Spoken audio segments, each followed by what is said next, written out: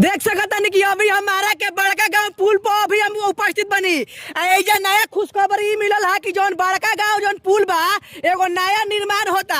आज से जेसीबी चलल बा, अचानक हम देखनी है बड़ा अच्छा लगल है। देख सकता नहीं कि जेसीबी जौन लागल बा उ रोड से नीचे ढुलते हुए बड़का गांव पुल के नीचे ठीक एकदम नया पुल के निर्माण होता।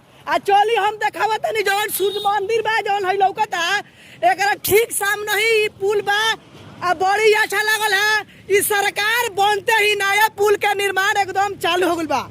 चल सकता नहीं कि रहुआ कैमरामैन आई पहले देखाई पहले पुल के देख सकता नहीं है जौन बड़का गांव जौन पुल बा है बड़का गांव का पुल देख सकता नहीं कि एजा जेसीबी से लगातार एकदम शुरू हो गल बा।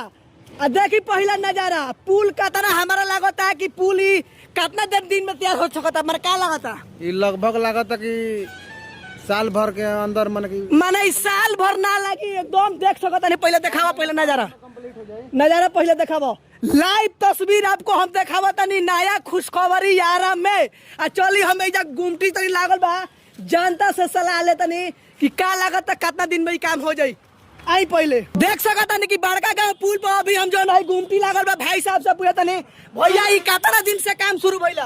काल परसों से शुरू भइला। माने से एजा के माने जानता खुश बना रोवा खुश बनी कि ना खुशे बानी भाई। 4 लाइन बनता तो खुशे नु रहा। माने सरकार के एकदम जीतते ही काम माने चालू हो गल एकदम आराम एकदम चालू हो गई खुश बनी।